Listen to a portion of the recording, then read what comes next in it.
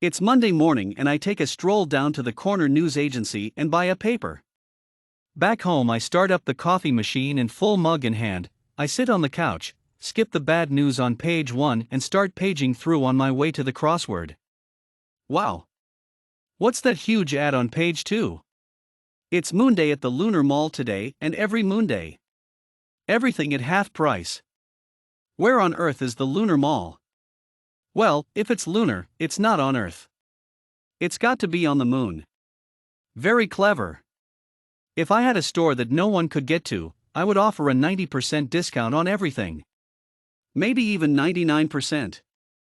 The ad in the paper is a full page, must have cost a bomb, and has some small print on the left-hand side. Visit the Lunar Mall. We'll make it worth your while. Tell your spaceship commander to drop you off at the northern end of the Sea of Tranquility. Very funny. Of the 7.8 billion people on Earth, I know of only one man who can go out to his garage, climb into his spaceship, fire up the rockets and select Moon as the destination. It's not me. I keep turning to the crossword. The puzzle, as usual, is impossible at first glance, and then unfolds clue by clue until it reaches your level of insanity. At that moment you either give up, curse the cruciverbalist, or burn the entire paper. This morning something made me pause among the clues and think back some 30 years to my college days. Remember when we built time machines in third-year engineering? It was a nutty lecturer's scheme to see how inventive we students were. I won the prize. The lecturer said I was outright crazy and destined to get nowhere in my future career. Bits and pieces of that old Hulk were still scattered around the house, mostly in the garage. I went in there after lunch and scrounged out remainders of my time machine. I reassembled them as best I could and stood back to look at the result. I once read a definition of a camel which said, a horse designed by a committee. That same committee would have done a better job on my attempt. It was a pile of junk glued together by a blind man. The next phase in this project was to convert that so-called time machine to a spaceship that will fly 240,000 miles to the moon and 240,000 miles back. At about 3,000 miles per hour. No problem, right? The time machine already has wings and a rudder. Now it needs a rocket? What's going to make this thing lift off Mother Earth? Fuel tanks? I don't want to run out of gas anywhere on this trip. Brakes?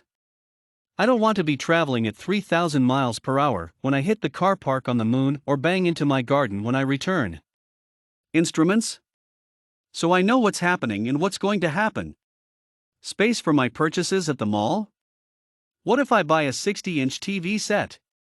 Or a new mattress? Food and drink. The flight will take 3 or 4 days. I have to eat and drink. A bathroom of some sorts?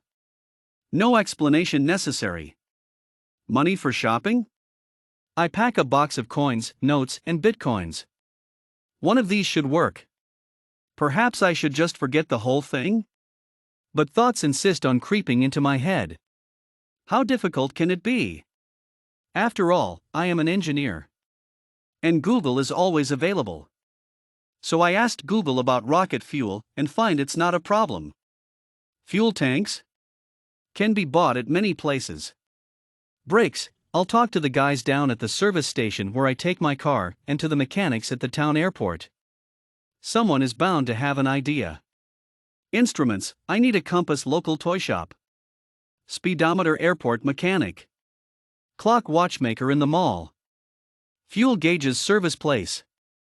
Luggage room, I have to add extra space at the back of the machine, I will do this myself. Food and drink, supermarket at the mall. Bathroom, I'll call one of those mobile potty places. I'm practically ready. And 3 weeks later I am ready for liftoff. I push the ignition button. Brace myself for an ear-splitting bang and jerk, and 10 seconds later, I'm looking down on my garden 100 feet below me. 5 minutes later my speedometer tells me that I'm moving at 2,890 miles per hour. Not bad. Terrible rattling sound coming from the back end where I screwed on the extension to the body to carry purchased goods home. I must tighten those screws? So far everything else is working fine. Landing was both exciting and then terrifying. But I'm down safely, wandering around on the beach with giant strides. Aha, I see a shuttle bus contraption to the mall. Inside, the place is teeming with strange-looking green figures. They are small and thin with large funny-shaped heads. Most of them are carrying bags, meaning that they are taking advantage of the sale. They back away from me on sight. I try talking to one of them who dared to come close, but he stood looking at me and remained silent. How the hell am I supposed to do any shopping in this place? A crowd gathers around me, keeping their distance but seeming friendly. Then the little creatures move, leaving a pathway for the large figure that walks through and stops right in front of me. It has some semblance to a human, but some of the pieces have been attached in the wrong places. What must be a hand comes out towards me, and I understand that it wants to shake with me. I grab this hand thing. It reminds me of the time I shook hands with an elephant's trunk in Thailand. Coffee, I say to this man. It takes my elbow and guides me along. We stop at a sort of kiosk. There's a green barista serving drinks. I ask for coffee, which I need really badly. I'm on day 4 of withdrawal. What I get is not coffee, but it settles my nerves. My guide looks at me as if to say, "Now where?" "Television sets," I say. He shakes his head, which simply rolls from side to side as though it isn't attached. I'm learning their language quickly. Hope I never have to say no to anyone here? He points down his throat. Food. I nod carefully. My head remains stable. He sets off down the aisle and I follow. The food hall is crowded with noisy eaters. Conversation ceases as soon as I arrive. Heads swivel to look at me. Perhaps I am a relic of a bygone age. I eat food that I don't recognize. Could have been meat. Or was it green cheese? We wander around the mall, which is huge.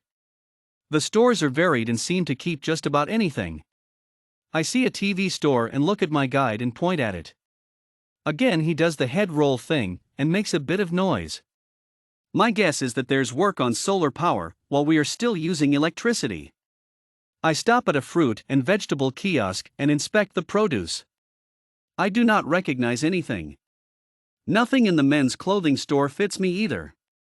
The hours pass and we eat again and window shop again. It's become just another mall. I signal my guide that I've had enough. He looks surprised. I stop at a food kiosk and fill up on? Hey, are those sandwiches and cans of drink? Enough to get me home, I hope. I motion a large thank you and see you again signal to my guide and head for the shuttle station. Back at the spaceship I squeeze myself into the seat, hit the ignition, wait for the bang, and set a course back to Earth. Touchdown in my garden is a great relief, despite the deafening landing and the few pieces that fell off the spaceship. A small group of surprised neighbors is waiting to welcome me. It's great to be home. The spaceship is now parked in the garage. I'm not sure I'll be using it again.